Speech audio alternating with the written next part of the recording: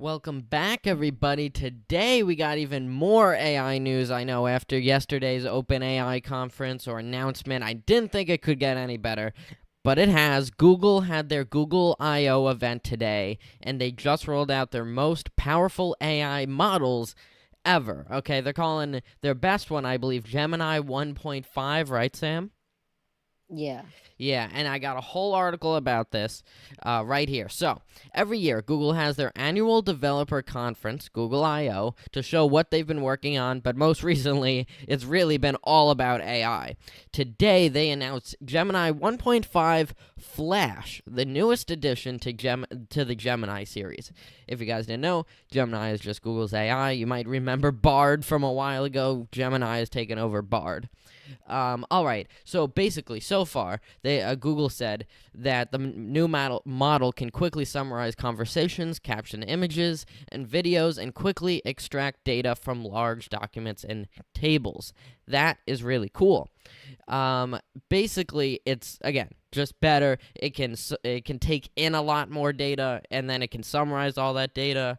It will soon be able to handle an hour of video content. Or code bases with more than 30,000 lines, Sam. 30,000 Wow. lines of code. Yeah. That's like just a bit shorter than my essay. Yeah, you're right. That's just a bit shorter than what I code every day. So it's not gonna really work, but at least it's it's good. It's all right. It's all right. That's probably how much people think we code. Like we walk around school. The other day someone's like, "How much do you code? Like 10 hours a day?" I'm like, Not "Yeah, much. you're right. That's that 10 hours a day. 30,000 lines of code." Anyway, Yeah. OpenAI's latest upgrade brings with it improved quality and speeds that allow ChatGPT to handle 50 different languages. It will also be available via OpenAI's API, but Google Gemini 1.5 only has 35 languages, which is still pretty good. It's not the 50, but it's pretty good. Yeah. Also, it has a 2 million token window, which just tokens is how they measure how much stuff it can take in. Sadly, I don't have what the old one did, but yeah, there you go, 2 million. That sounds nice. But yeah, so there you go. I mean, that's really to sum up what this new model is doing, what it's good at. I think, is it released yet, Sam? Can I test it out?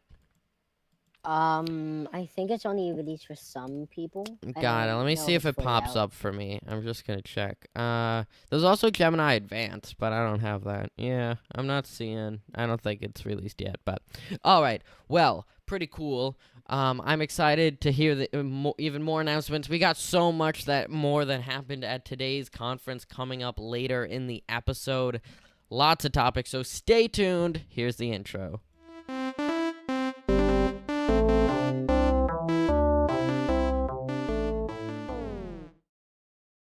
All right, so on this day in 2011, Sony began to bring the PlayStation Network back online after the PSN hack that occurred in the previous month. The outage lasted for 20 days, over 20 days. Can you believe that? I mean, what hackers want to do, right? They want to create disruptions. They want to be noticed. Sony did not do a good job at not making this noticeable. 20 days. Yeah, you would never see that nowadays with our current cybersecurity technology, really. But back in 2011, PSN was back. All right, there we go. On to the big three today. So we already talked about Google's developer conference, but here are to sum it up. Here's everything they just announced. There was so much stuff. Yeah, all right. So first off, there's a AI ad nauseum. Of course, Google used Gemini to count AI mentions during today's ad-filled Google I/O, and there was even one more. Yeah, so it ran for 110 minutes, and Google managed to reference AI a whopping 121 times. I mean, that's why I said that's what it's all about. It used to be about like the latest technology and software, and it still is, but all the latest is just AI. But there you go. 121 times isn't too much. Don't you worry, guys. That's more than once a minute. Okay. a lot. All right, so they I feel like we obviously... could beat that. They added some generative AI features for learning, so as you can see, here's a little Gemini popping up in your YouTube window where you can ask it to summarize the video and questions about videos you're watching. Pretty cool. There's also going to be a Gemini quiz master who can quiz me about the topic that you're watching about in YouTube. Pretty cool. There's 2 new updates for Gemma, right? Which is Google's, I believe Google's, that's like their other model, but that's just for okay, yeah, that's their different models that you can run on your hardware, right? If you have NVIDIA graphics cards, like your GPU or your TPU. If you have a TPU, then you're pretty advanced. But yeah, Gemma is Google's model that you can run on your hardware, and it now has 27 billion parameters. What did we say 3.5 was, Sam? Because we were talking about that the other day. It's also optimized for your GPU now, which is pretty cool. Yeah, if you could look that up, that would be great. All right. Google Play is getting some attention. Billion. What? 20? Sorry. How much? 175 billion. 175 billion. All right, so 27 billion's a little less, but I believe that's because this one is the size of this one is meant to run on your hardware, and ChatGPT is obviously not meant to run on your hardware, which is why there's a difference there.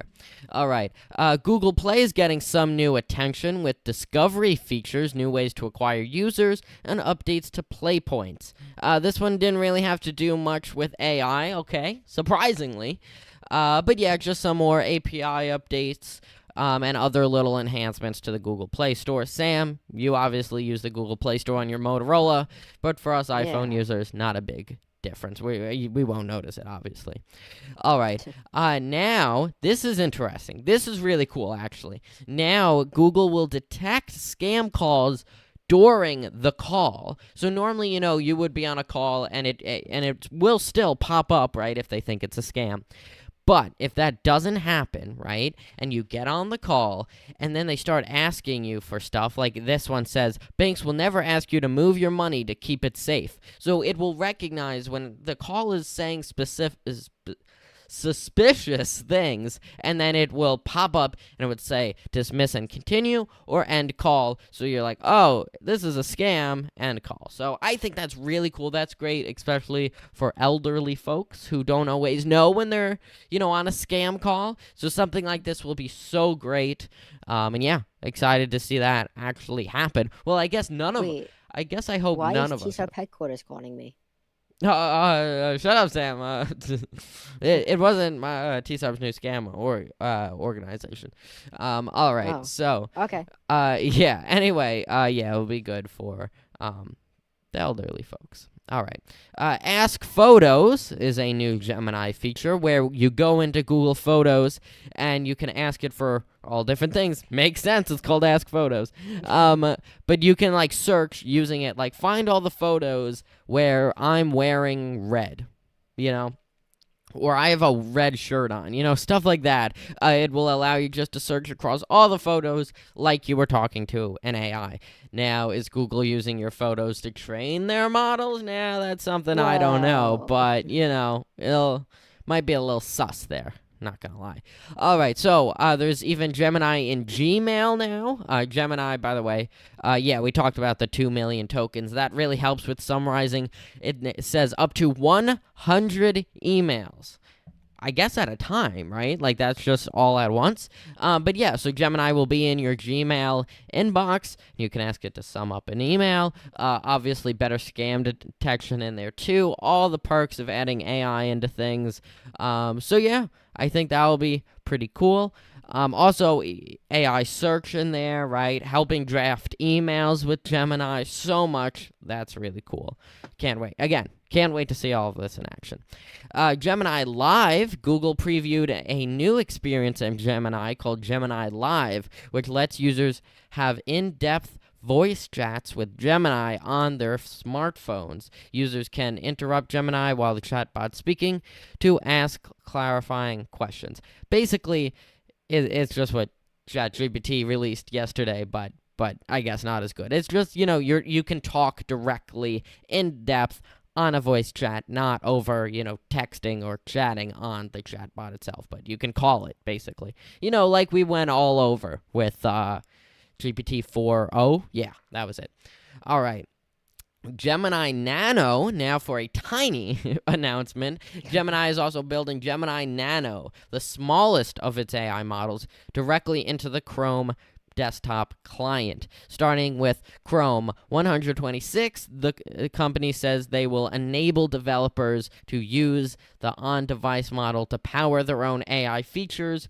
Google plans to use this new capability to power features like the existing Help Me Write tool from Gmail. All right, so what's really interesting about here that you might not have picked up, it says on-device model. Now, this is interesting for multiple reasons, right? We were talking earlier about how most of the current AI runs in the cloud. ChatGPT, current Gemini, even the Rabbit R1, but, or most of the Rabbit R1, that we were making fun of the other day. But, all right, so most of the AI is in the cloud. The other thing is all these companies have been talking about how they're building AI laptops and AI-powered laptops and AI-optimized laptops.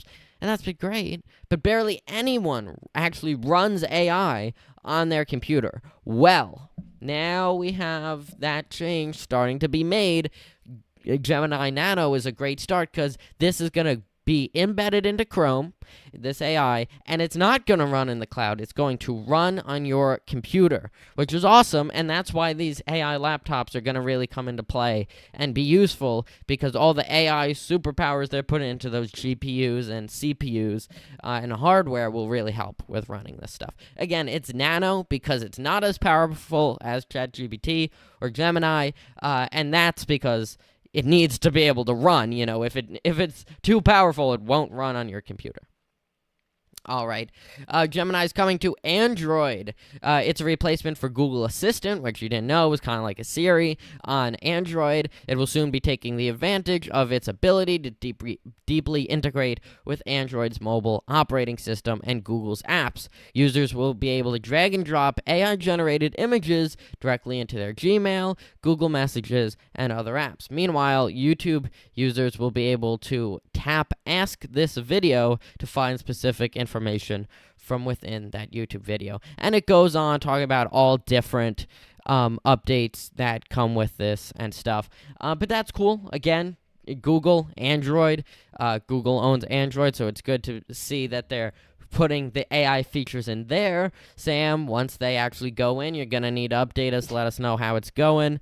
Yes. But yeah, all right, I'm excited to see that too. So most of this talking a little bit about the tensor processing units, TPUs. I mentioned those a little earlier. Not that interesting to all of you. Basically, they just got a little better. Those are the basically processors that are just meant to run AI. Also, Gemini on Google Maps.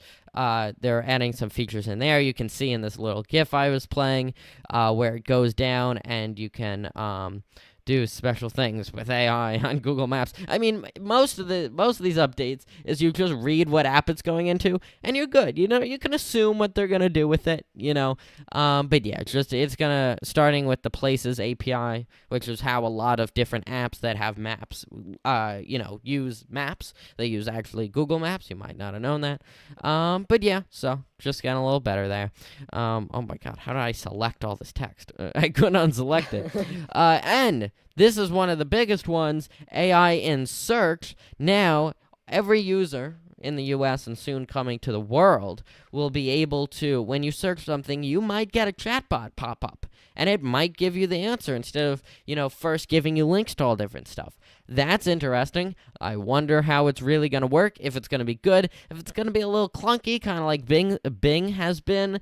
But, again, we will see when it actually happens. All right. There's also circle to search coming. Say you search up an app, right?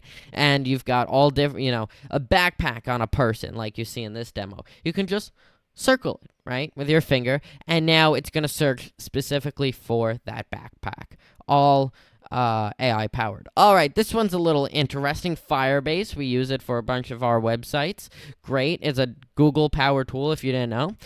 But there's a new addition to Firebase called Firebase Gen Kit that aims to make it easier for developers to build AI powered applications in JavaScript and TypeScript, with Go support coming soon. It's an open source framework using Apache 2.0 license that enables developers to quickly build AI into new and existing applications. So, this feature is cool because maybe, you're not the most trained in AI, but you are a programmer and you want it in your programs. Well, Firebase GenKit can help you with that if you're building a Firebase application. All right, so the Pixel 8a is coming with AI feature. We're gonna have to cut this off at some point. There's way too many here. We'll send the article in the chat, Sam, if you could send it in the chat. Yeah. All right, so some of the features are stuff like there's going to be an AI screening tool that's going to screen the calls. So basically, we got a little transcript here. Again, this is on the Pixel 8a. So Gemini or whatever, the Gemini model picks up the phone and it says, "Hi, the person you've reached is using a screening service from Google, and it will get a recording and transcript of this call. Go ahead and say why you're calling." And then then you get the transcript from the actual person that the AI is talking to. So the caller here, it says, "I have a delivery for Steve. Are you there?" And then it says, "1 sec, checking with the person you've called." So basically, you don't need to pick up the phone because Gemini picked it up and it said that it was a delivery, okay? And then you could either pick up the phone and be like, "Oh, okay, thank you. I'll be right by the door," or you can leave it by the door, whatever you want to say. Or you can just, I think even, you can tell Gemini what to say itself. So, or you could just hang up the phone. So a lot of cool features. You don't always have to pick up the phone yourself. And hopefully this will get advanced at one point where you can customize the first message. So it's not as, clunky, I guess you would say, as this one. Maybe you could say, "Hi, this is your name's assistant," Jonathan. right? Or Jonathan, I wonder how good the voice is, though. Is it going to be the ChatGPTs? Yeah, oh my god, if it would, you wouldn't even notice. You would think it's a prank wouldn't. call. Crazy. All right. I think that's about it. They did announce a new tablet, a new Pixel tablet, the Slate. It's now available. If you recall, Brian. Who's Brian? Mr. Ferrara? Brian. How dare you call our teacher by his first name? Yeah, the TechCrunch did a whole review on it. Go shout out to TechCrunch because we get most of our news from there anyway. So go check it out. And there you go. All right, surprisingly that was only one topic. And I'm kind of scared now.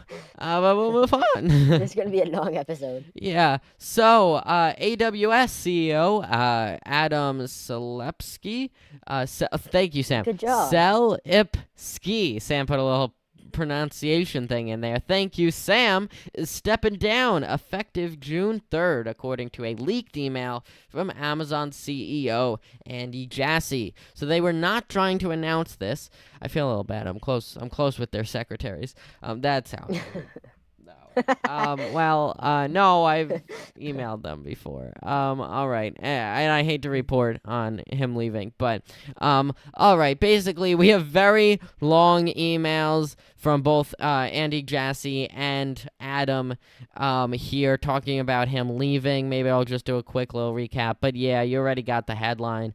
So it actually just goes, it's like really an internal email, so why do we care? But it's just talking nice about, Adam from, Andy Jassy. So many A names. It's two A names. And my name's an A. Andrew, Andy, Adam. Wow. I should go join Amazon. Maybe I'll take over for Adam. It would work. Don't you work? Amazon A. Amazon has Adam and Andy, but Adam's leaving, so Andrew's going to go join. All right. Perfect. And Adam is the CEO of AWS. AWS. Wild. Okay. The A, though, stands for Amazon. So, all right. Yeah, it's just a little email talking about how great Adam was and that he's leaving. So that's the headline. There you go. All right. Reddit announced the launch of 5 new tools for Ask Me Anything. Its Q&A feature where celebrities, public figures, organizations, and Redditors engage with community members to provide answers about a certain topic. The new features include the ability to add guest collaborators, a scheduling function, notifications, and more. So I haven't heard a lot about this feature, so I'm excited to read through this. But yeah, so, Reddit has been adding a lot of different ways to communicate over the years. They have their main feed, but they also have the Ask Me Anything feature, where now what's cool is they're adding guest collaborators as one, so you're not the only one that can answer the questions in the Ask Me Anything. Say, we did a TSARP Ask Me Anything, right? And I wanted Sam and Steven to be able to answer, and not just me. That's awesome. Now we could do that. By the way, we do have a Reddit, though I'm not going to send it to you because we never use it, and I didn't make it. A scheduling function, so maybe you don't want it to go out immediately. You can schedule it for later. That's cool. You now get notifications. I believe, I don't know, let me open this image. All right, let's get a little blown up image here of it. All right, perfect. So you can see you'll get a little notification here where community or says ask us anything in it. You'll get a notification to your phone so you don't miss it. Because what if you miss it, guys? How bad would that be? But yeah, so you'll get a notification. That's great. That's why you got to join the TSARP Reddit. Oh man, I wasn't supposed to advertise that. All right, so yeah, some cool little features there to make a better experience. All right, now we're finally on to our speedrun topics, though I feel like we've been doing that for a while. Let's see, how do we get here? All right, Apple released new data about anti-fraud measures related to its operations of the iOS App Store on Tuesday morning, trumpeting a claim that it stopped over $7 billion in potential fraudulent transactions across the 4 years between 2020 and 2023. I hate to admit, that's 3 years. That's 3 years. They said across the 4 years. That's 3 years. Oh yeah, wait a minute. Why'd they say that? Okay, yeah, a little confused. All right, so let's go through this. So, so they said that they've been stopping these fraudulent activities for 3 years, maybe 4. I don't know. They messed it up. Maybe they meant till now. Not completely sure.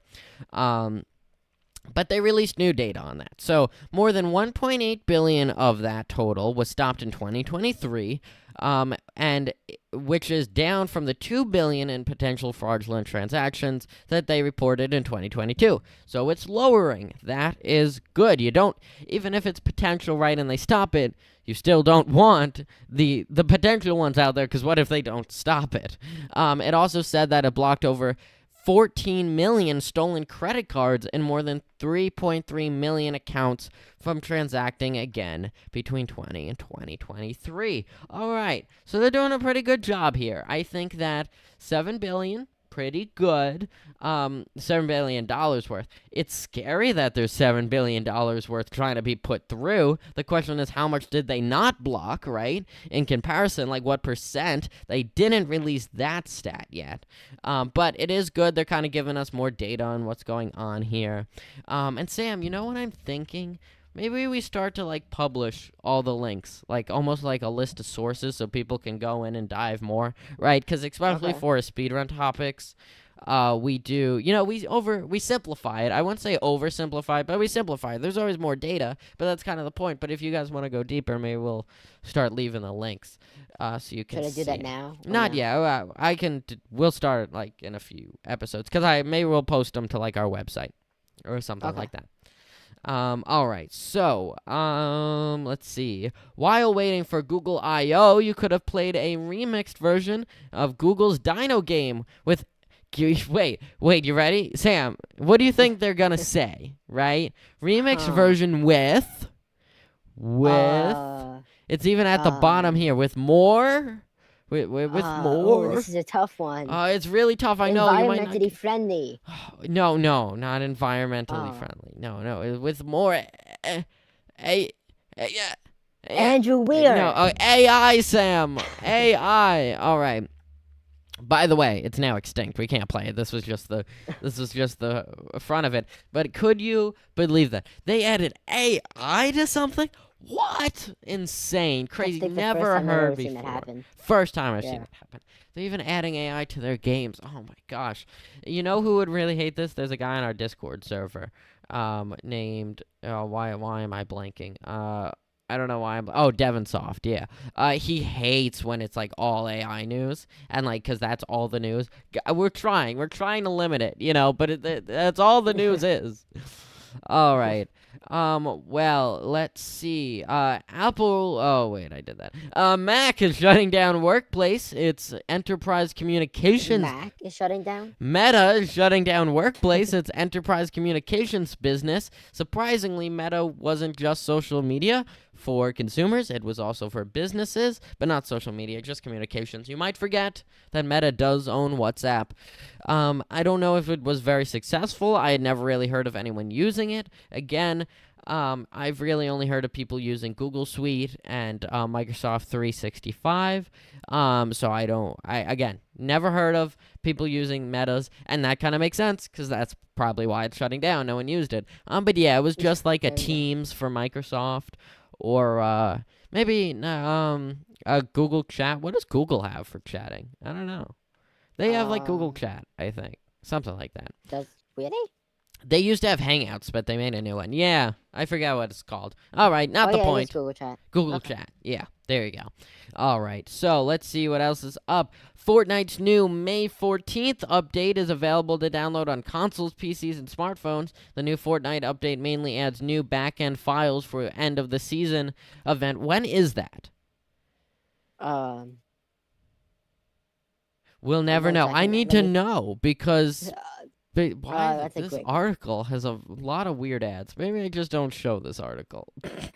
Oh yeah, I scrolled down and it gets even worse. All right, forget about that. The reason I ask is because I really need to play. I still haven't played.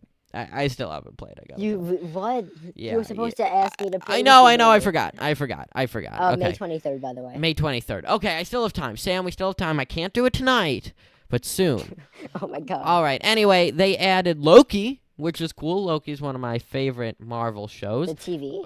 Oh, well, you could see I think it's a teaser tweet. I don't think they actually added it though. They will report. Oh, they did add it. They did. Announced by them. Okay. They added a bunch of stuff, so there you go. Today's update. Let's see. All right, here's our final little topic. Sam likes to add these little funny ones at the end. Well, new in brackets for anyone that goes to Hopog. New in brackets game jam. What's the theme? Above and Beyond, or did I make that up? Something like that. Yeah, it's something like that. Onward and Upward. Onward and Upward. I knew it was close. All right, there you go. Onward and Upwards, the new in brackets game jam theme. I ran the mile today. Yeah, I did. Should I share my time? What time? Yes. All right. It's better than me, I'm pretty sure. Yeah, but you have to share yours too. After I Okay. share mine. All right, I got 8:10. Okay, for a nerd, I don't think that's horrible. Okay, I don't get out of my thanks chair. for watching today's episode. No, We'll Sam, I see think you need to in say the your next- time. I think you need to say your time. 10:03. 10:03, not bad. I mean, you beat me. My 6th grade time. My 6th grade time was like 10:10. But, whatever. All right. And my new tech product that I bought that was really expensive but really cool is arriving today. It might be here, but I'm not sure because, I started TSARP and then it might have come in the middle, but I'm not sure. I'll have to let you all know tomorrow. We'll see you then. Bye-bye. Bye, everyone.